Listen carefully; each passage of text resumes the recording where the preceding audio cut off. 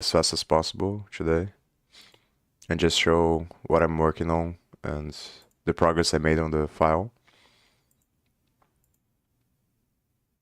And then after that, I'm going to continue to work on this off stream until I understand what I want to understand.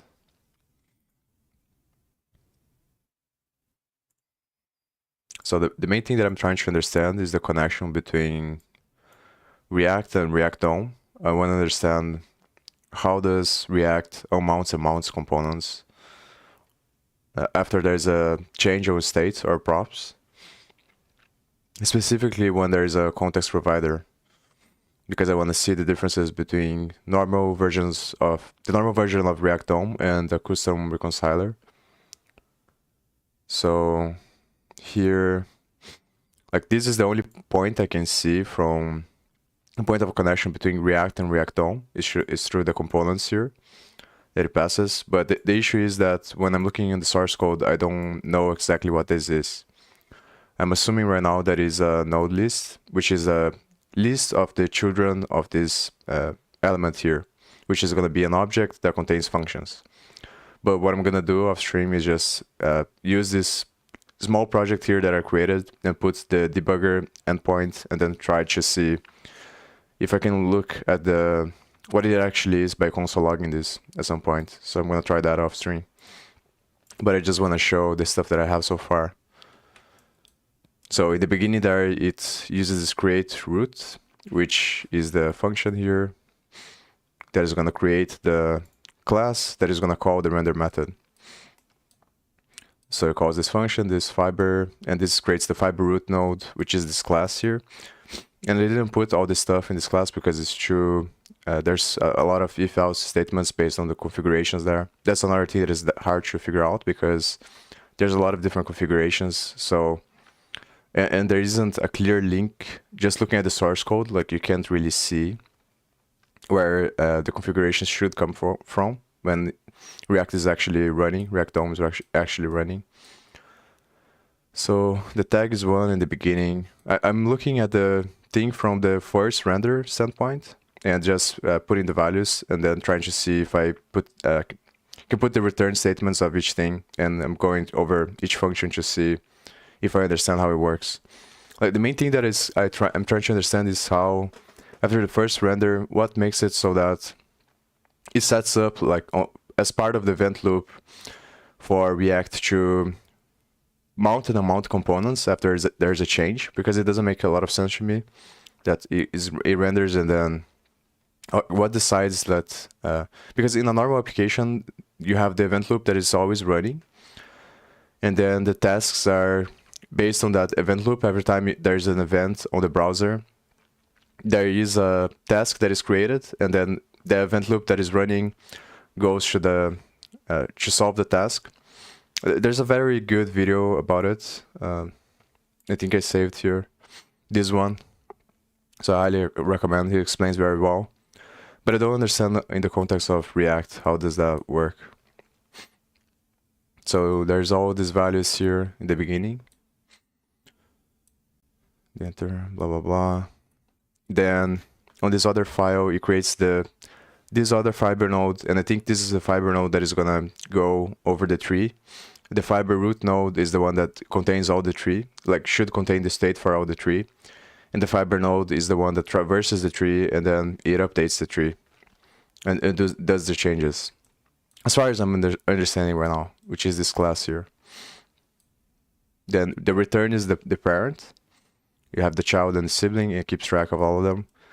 And then it uses the alternate, I think, yeah, here, to keep track because of the thing of the double buffering technique that you create 2 different trees, and then it does work on one of the trees, and then when the work is ready, it swaps them, I think.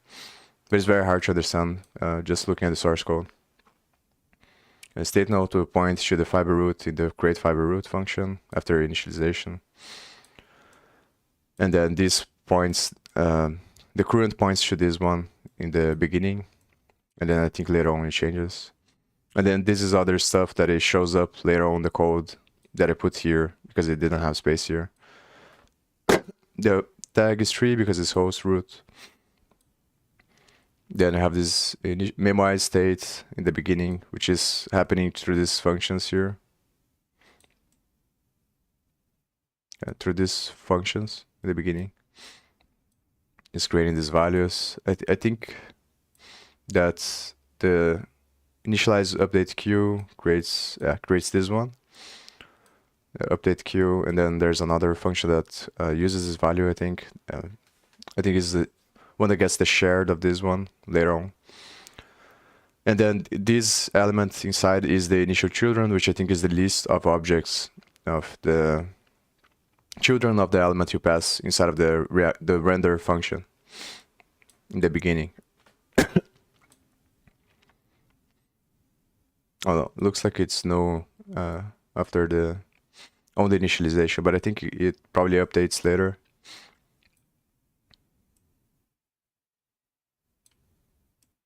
And there's still a lot that I have to think about.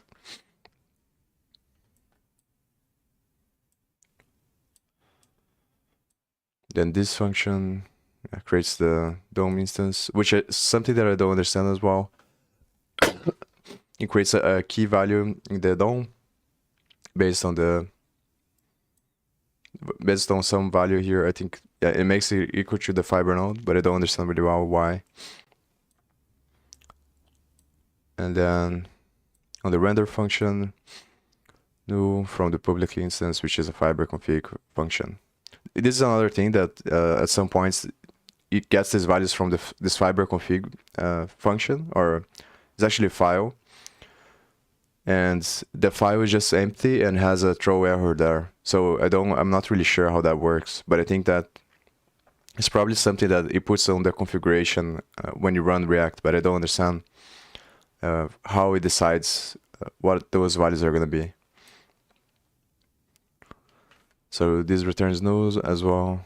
Get nearest mounted fiber is node. The function throws error if nearest mounted fiber is different than fiber node. It returns no, otherwise it returns the fiber node. The initial rendering determines what is the current branch, the nodes, or the node dot alternate. Which is the whole thing about the double buffering, I think. It wants to determine which one is the current one at the moment, but I don't understand very well. First render, this returns the starting fiber node, otherwise it reverses the tree by going to the parent. The while loop should stop at the root node, fiber node. If it doesn't, the function returns null, and it means we're in a disconnected tree that has been mounted. Yeah, so the purpose of this function is to get the root fiber node, which is the class there. This one, which is this one.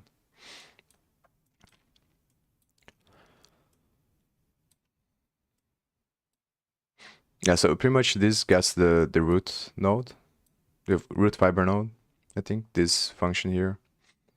And this is a fiber config function. And I think this only runs if after the first render, I think.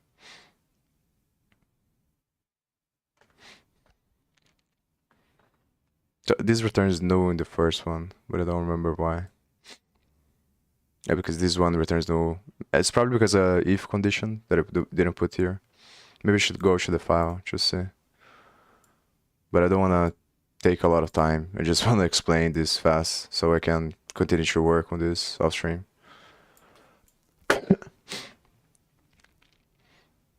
I think I'll do that later.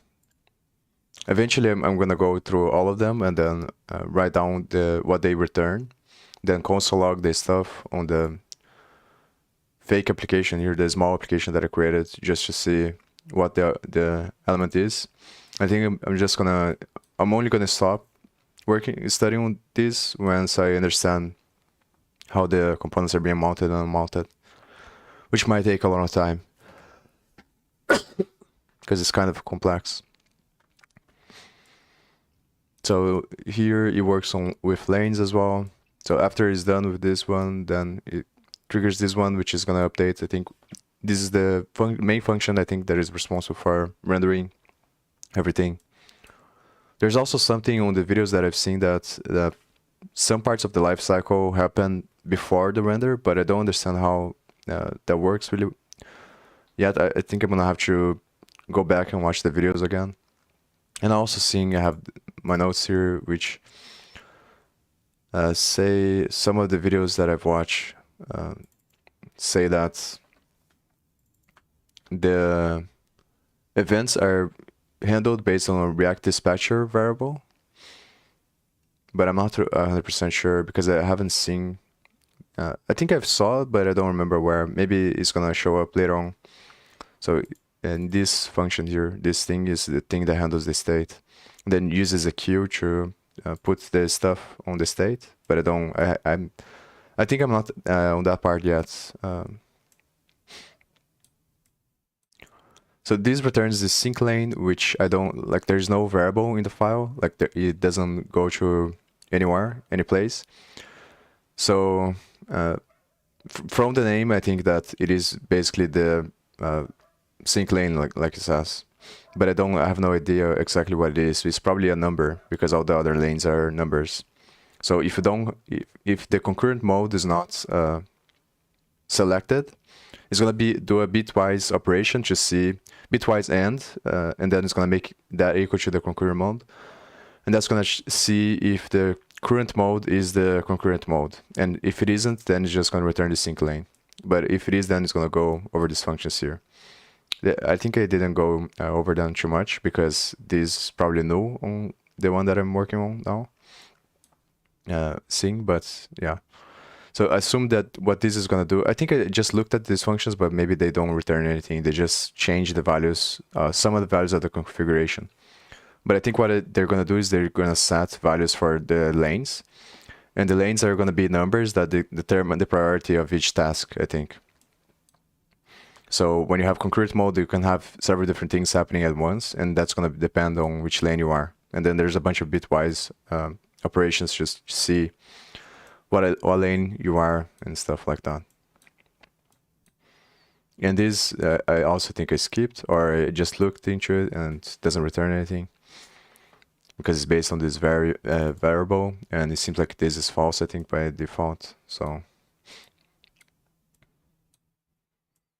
and get context for subtree. I think it just creates the context like it says for the tree. But I think in the first time, it returns empty object on the first because of an if statement on side of this file, side of this function. Data container changes value of fiber root node context should be equal the return of this function. Yeah, so it makes the context of the root node should be whatever this function returns, which if it wasn't the first render, I think it would be the get child context from this. And this comes from an instance, and I don't remember because I didn't look into this. Because I'm trying to understand the first render first, obviously. And then once I understand that, then I'll go back and see, I think. But the main thing that I'm trying to focus is just understanding how the state changes. How the changes on the state and the props are going to trigger mounts and unmounts of the components.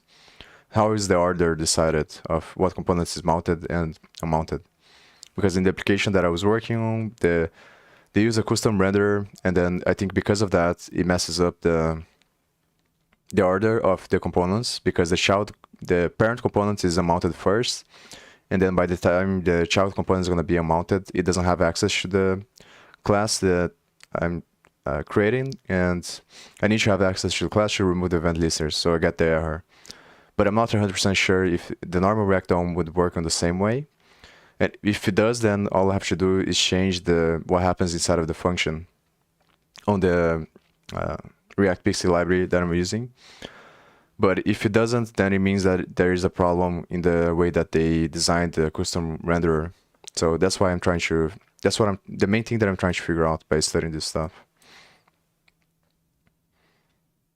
And then this figures out the nearest mounted fiber, blah, blah, blah. Okay. And then this is the thing that changes the update based on the queue update there in the beginning. So payload becomes elements in the main function, where element is the component's children. Yeah, this is the place where it has some connection with the elements, the children of the main component. So the children of this component here, which is going to be a list of objects, I think. And then on the main function, it makes the payload to be equal to these elements, which are the children, list of children. And I think that this is attached to the other one, maybe, but I don't remember really well. This is just a default value for the update state, is 0, the tag. But I don't remember if there's a connection between these updates and the other.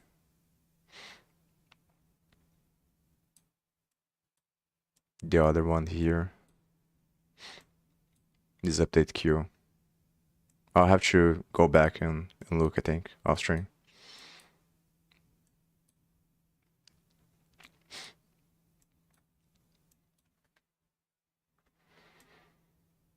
So after this, this one maybe makes next equals update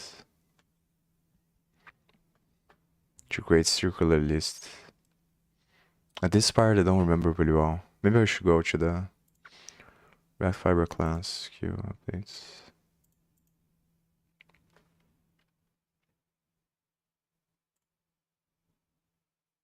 Fiber class update queue. I think it's this one.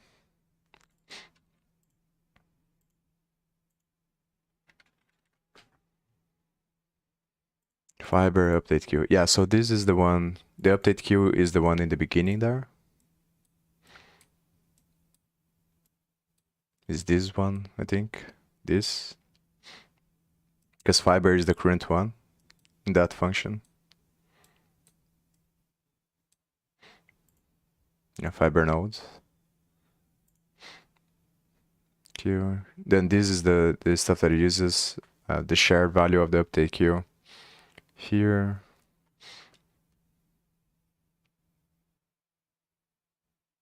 And this is the part. I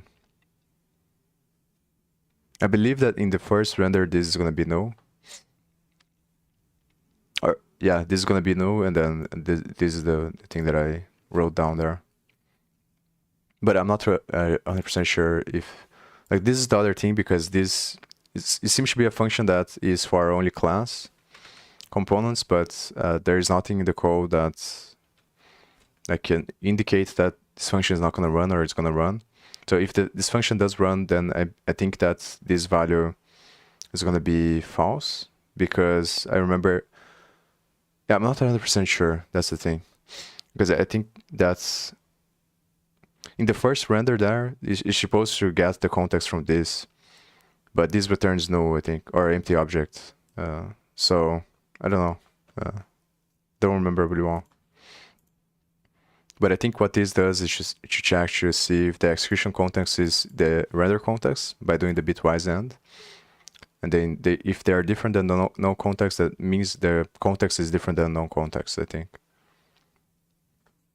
So this returns true, and then the stuff there runs.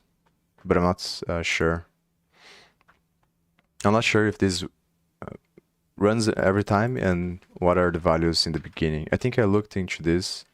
Yeah, this is no context, and this is this thing, which is different than no context. So I think it's gonna be true in the beginning, because the end is gonna be 0, because they don't have anything in common. So I think this is gonna be true. No, it's gonna be false, because this is equal to no context. So this is gonna be false, I think, at the beginning, which makes this thing not run this part here. So it's gonna run this one, but I'm not sure. It's weird because of the names of the functions, because it's related to class, and there's nothing anywhere else that is related to class. And this update is the one passed here to this one, and I think that this is another update. Yeah, this is this update here. Makes this next equal to the update queue from the fiber node.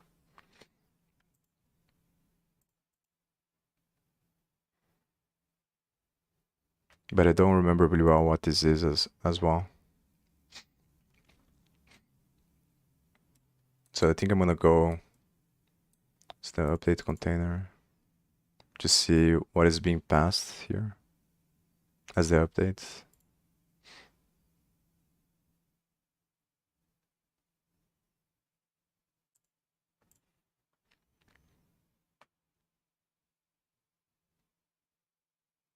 Maybe I'll do this off stream. I think it's this one, queue update. Create update based on delay.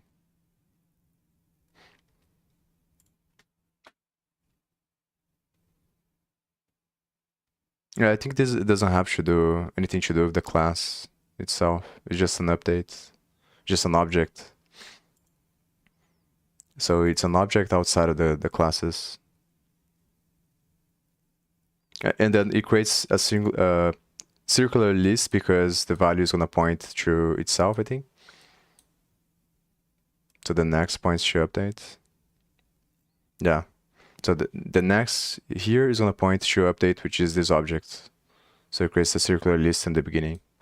But this doesn't have anything to do necessarily a list in the beginning with the fiber node classes, I think. But maybe it does.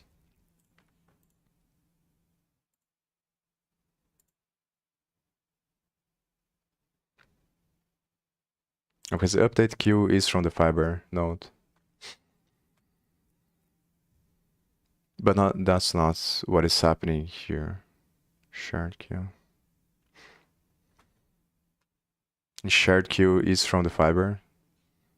So I guess it's just creating a link from the shared queue, which is from the fiber node, which is an object, and then it's making the pending next equal to this, but I don't understand. Oh no, here it makes it, so here it makes sense because it's making the next equal to the object itself, so it creates a circular list. It's only on these other ones that it creates the link between. So in the beginning, I think it creates a circular list based on this. And then otherwise it's gonna create this, link between this update and the update object on the inside of the fiber node, which is the class in the beginning there.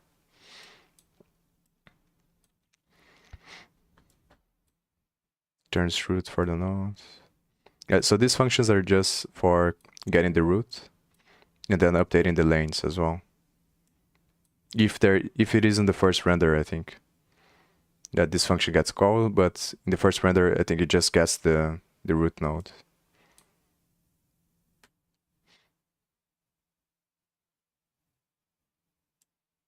Returns root node, fiber root node after enqueuing updates. So this function is the one that returns the root node for this one and makes it equal to a value there. I also think this one returns because I wrote down here, so I think this one updates the lanes and then this enqueues updates and then they both get the root node.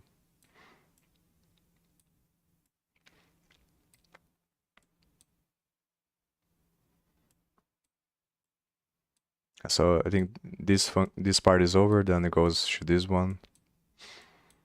This prepare fresh stack, I think I've heard on another video someone talking about it. So this is gonna start the work in progress, which is gonna do the updates, I think. But on the first render, it looks like this is null because it only runs if there is a condition for suspense equals true, which I'm not 100% sure if it is true or not, but I think that suspense is when you are receiving data and the data is not ready yet, so it shows another component. So there's a condition to check if this is true, and then if it is, it's going to run these first functions here. But if it isn't, then it doesn't run them. But I'm not 100% sure because of I'm not sure about the conditions there. I think that the conditions depend on the context, and then there's some stuff that I can't really see through the source code. But I think I'm going to look more into this. But I think I'm going to look more into this later after I do the first render, go over all the functions. Then I'll come back to this one. Then run the first render, condition check for suspense if data is loading. Yeah. But it's probably responsible for starting the work in progress, which is going to change the values in the fiber node. apparently creates a new one here as well. So it's gonna do the whole double buffering thing by creating another one here, and it has the first one in the beginning.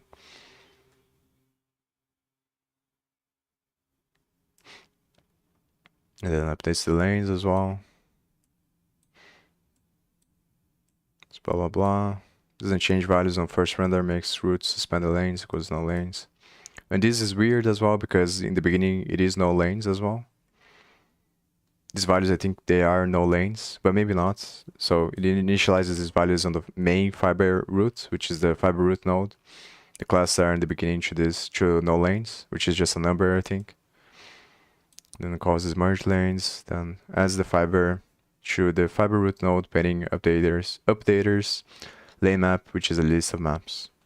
And this is the stuff that I added there in the beginning once I saw that this function changes that. And in the beginning, it just initializes this based on a condition there, which I don't know, because it's, again, something about the settings that initializes this in the beginning. So it's a list of maps, I think. And I think this one does the same thing, but for transition updates, I think. It's pretty similar, the name. Maybe I can go in the beginning there. So the first one updates this one, and the other one updates this one, which is transitions lane map.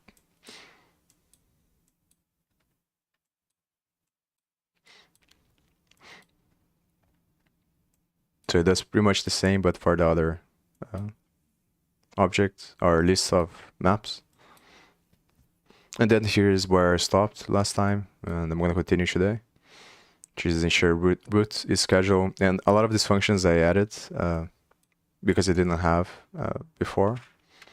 And turns out that there's a lot of stuff that I didn't add because there's too much stuff in the beginning to add. But I guess this is all related to the way that it's gonna schedule the updates, and there's some stuff about microtasks as well there.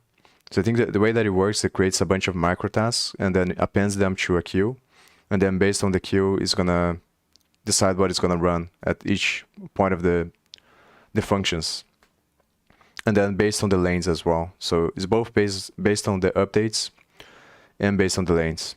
So I think updates is probably a linked list instead of a queue, but I'm not sure. And there is something about queues, I think, at some point, but I don't know.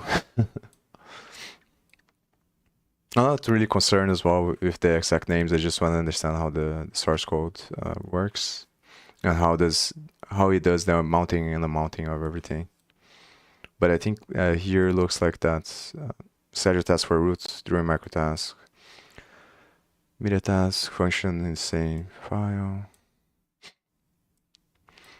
So it looks like it's scheduling microtasks based on the work that it's going to do, based on the classes in the beginning. And that's what all these functions do. And then updates the lanes again. Then this is for this when we have suspense, which is a component. And I think the main point of connection, like I said in the beginning, is just this thing here. I have to understand more how this, because there's several different things that this component can be, depending on how complex the tree is and what hooks are being used inside. But I think it's just a normal function and then transforms the function into an object. And the object is going to have key value pairs depending on the hooks, and the hooks are going to be, the value is going to be a function. So this is going to be received there as a list of objects that are going to contain these functions. And then at some point inside of these functions here is going to do something with the value of that. So I need to clarify what this is exactly. Hopefully I can do it with the debugger, but I think I'm going to watch the videos again to try to understand. So blah, blah, blah. This part here might be the one, flush passive effects. I think inside of React DOM they call it effects, and then they use these values here as well. Print dispatcher, and this dispatcher is the thing that is going to trigger the function. There is some stuff that I looked at, this instance here at some point, but at the time I didn't see what the function was, because it was triggered based on a variable that received. So it depends on the what's happening before, and I wasn't writing down. So I think now hopefully I'm gonna be able to, after I go over all these functions. I'm not sure how long it's gonna take as well. Might take a long time. Yeah, so flush, passive effects, callbacks, commit passive.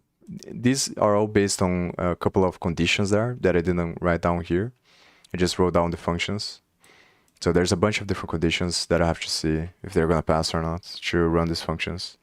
And these are probably responsible for updating the state based on the effects, which are the state, set state, and the whatever happens inside of hooks, I think. Cursor lead traverse, blah blah blah, commit passive mounts. Clear transition lanes, commits off screen.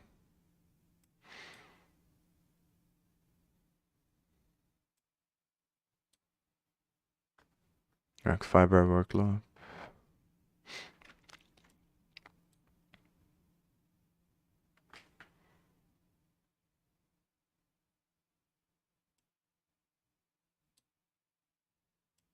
Yeah, so I think that this is enough for now, and I'm gonna continue to work on this off stream.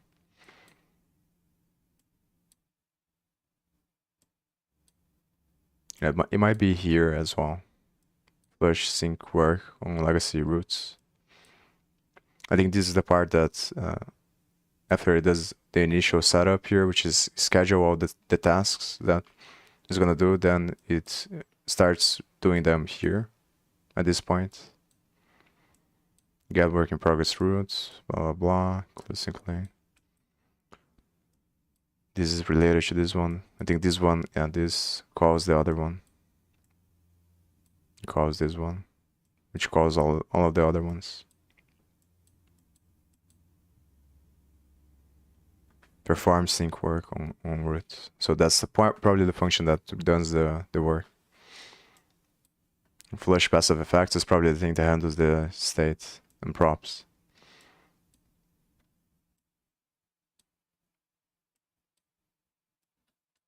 Yeah, so I'm gonna stop here. I think I'm not really sure when I'm gonna stream next, but I'm gonna, until I don't understand this, I'm gonna do it like the way that I'm doing now, which is to just study all of this stuff off stream. I'm gonna write down all of the return statements for all these functions.